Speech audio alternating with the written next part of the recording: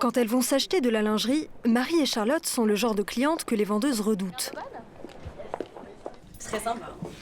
Il est beau? Ah ouais, il est très sympa. Il est très beau. Ah ouais, il est très beau. Ça vous plaît? Il a une très jolie couleur, ouais. Bon, peut-être que c'est moi ça, mais je crois que ça monte vachement. Je t'ai plus emballé par... Ouais, c'est celui-là. Ouais, non, c'est celui-là. Non, ça va. Ça ne vous plaît pas? Bah non, c'est d'accord là pour le coup. Non, mais je suis d'accord, il te va moins bien. Non, ça aplatit. Voilà. C'est joli. Il faudra pas mal de tentatives avant de tomber sur le bon modèle. Ah ouais, il est magnifique. J'aime bien. Il est super. Il est sexy sans être vulgaire. Ça me donne envie d'essayer. Je me sens bien, je me sens sensuelle et peut-être qu'en situation, je me sentirais sexuelle aussi. Mais le fantasme n'est pas donné. La parure coûte 220 €. Il va falloir encore discuter un peu avant de se décider. Vaut mieux parce que vu le temps qu'on est on dans peut un passer magasin... des heures. Moi, je passe des heures dans un magasin. Si on faisait les deux, alors les deux, que... nous deux ensemble. En plus, on discute entre deux modèles. Non, je pense que les vendeuses ont... En général, on a intérêt à avoir de la patience avec nous. Charlotte et Marie font partie d'une nouvelle génération de Françaises qui dépensent de plus en plus dans la lingerie. Les 14-25 ans y consacrent jusqu'à 138 € par an. Les Françaises sont les premières consommatrices de dessous au monde. Bien qu'ils soient la plupart du temps dissimulés, les sous-vêtements sont devenus des accessoires de mode à part entière, à tel point qu'ils se sont hissés sur les podiums. Paris en janvier dernier. Un show à grand spectacle, avec de la musique live, et dans le public, une brochette de célébrités. Gilles Lelouch, Mélanie Thierry et Elsa Zilberstein. Ce n'est pourtant pas un défilé de prêt-à-porter, mais de lingerie. Une marque grand public dévoile sa collection printemps-été 2012. Personne en France n'avait organisé de défilé aussi grandiose pour présenter de la lingerie avant elle. La marque s'est dotée d'une tête d'affiche prestigieuse, le mannequin Natalia Vodianova, et donne dans la grande tendance du moment, le rétro. Une tendance très coûteuse.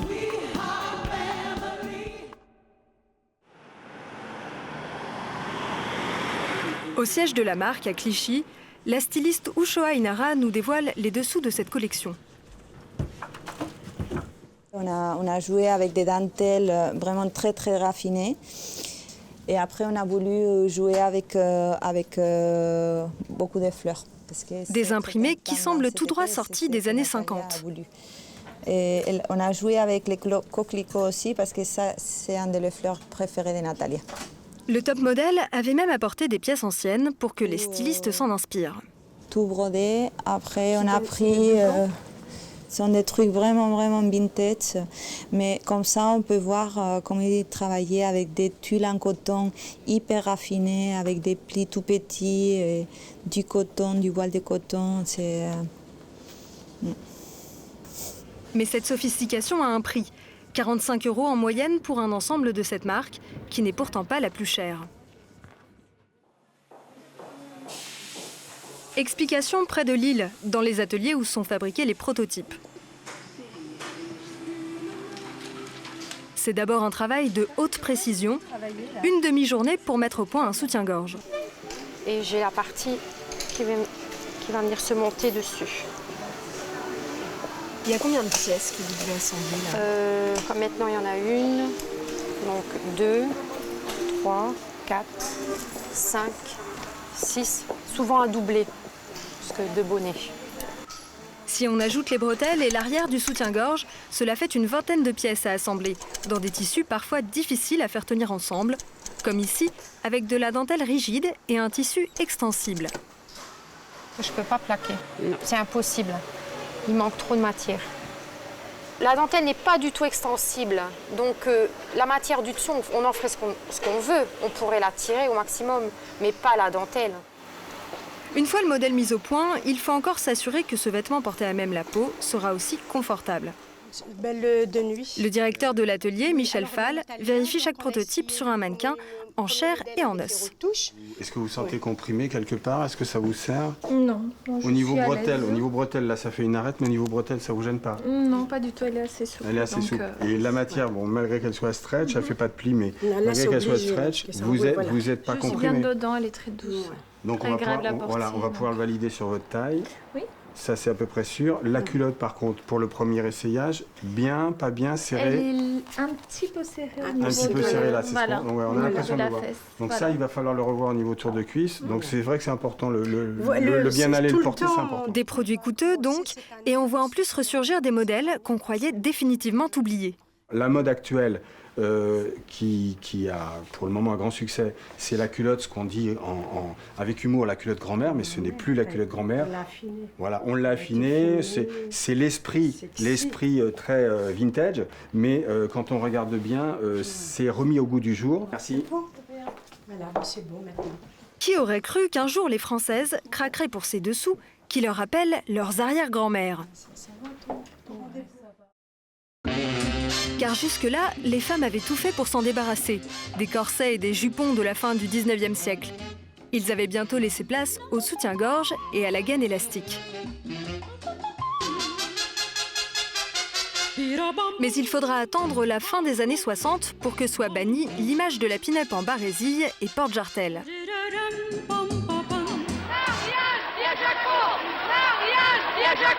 Avec la vague féministe, les soutiens-gorge sont jetés au bûcher comme un symbole d'oppression. La mode, c'est de ne plus en porter du tout. Et pour celles qui en veulent encore, les fabricants de lingerie vont faire dans le minimalisme. Du coton blanc et des formes très sages, un objet fonctionnel, utilitaire. C'est donc un pari osé que se lance 10 ans plus tard la créatrice Chantal Thomas, qui veut ressusciter le fétichisme de la lingerie. Moi, je portais pas de soutien-gorge à cette époque-là, en fait. Parce que justement, je trouvais ça insignifiant. Et moi, comme j'étais inspirée dans la mode pour les collections de prêt-à-porter, j'étais plus inspirée par le côté, justement, pin-up, années 50, années 30, la soie, les belles matières. Eh bien, je me suis dit qu'en même temps que le prêt-à-porter, j'allais peut-être remettre au goût du jour de la lingerie féminine et sexy. Et c'est comme ça que j'ai commencé la lingerie. Annalou ? Elle réinterprète alors à sa manière le style années 50. Alors, ça, c'est ce que je faisais dans les années 80, en fait. C'est les débuts des années 80, bien. J'ai toujours aimé le côté masculin-féminin. Donc, le côté excessivement dentelle et sexy, avec un côté rayure d'homme, petits boutons de gilet. Et c'est une inspiration de guêpière, mais complètement transformée. En fait, c'est un mélange de soutien-gorge, de guêpière, c'est un petit bustier, du froufrou, toujours les petits boutons. Et ça plaît. Les dessous chics sont de nouveau de sortie, comme avec Madonna et son mythique corset Jean-Paul Gaultier. Chantal Thomas inventera même le concept de dessus-dessous. Annalou. On dit d'une petite guêpière en tulle. Comme cette guêpière, un sous-vêtement qu'on peut porter comme un petit haut, sans rien d'autre dessus. Quelque chose de plus sophistiqué. Elle a un décolleté très sexy, là. Mais ça reste quand même pas indécent. Et elle peut quand même sortir comme ça le soir. Avec un bas, quand même. Avec un bas, bien sûr. Oui, avec une jupe. You will be able to go outside with that, with a skirt. Voilà, ça ne lui poserait aucun problème. Une jupe noire et hop, voilà. Un moment éclipsé par la vogue du string, la mode rétro est revenue au galop ces dernières années, grâce à des effeuilleuses burlesques comme Dita Von Teese.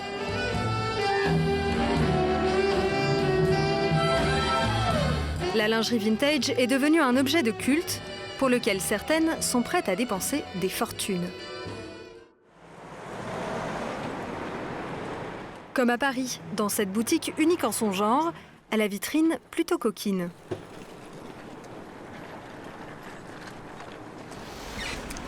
Bonjour Mathilde. Vous allez bien? Oui, ça va. Alors, c'était sympa ce petit voyage? Ghislaine Reyer est en France la papesse de la lingerie vintage. Elle attire dans sa boutique les fanatiques du genre. Ce qui m'attire, c'est les froufrous, la dentelle, la transparence. Enfin, c'est vraiment les matières, les couleurs, les textures. J'aime bien toucher, c'est assez sensuel. Et puis, forcément, les coupes aussi, qui sont hyper rétro, hyper féminines, hyper originales. Et disons que je me vois direct dans tous les trucs, je me fantasme dedans et je suis là, waouh, c'est trop beau. Mais c'est bien aussi parce que ça me sert de sortie de scène quand j'ai fini mon numéro. Pour éviter de traverser tout le monde en culotte. Car la cliente n'est pas n'importe qui. C'est elle aussi une effeuilleuse burlesque, façon années 50. C'est beau. J'aime bien en plus.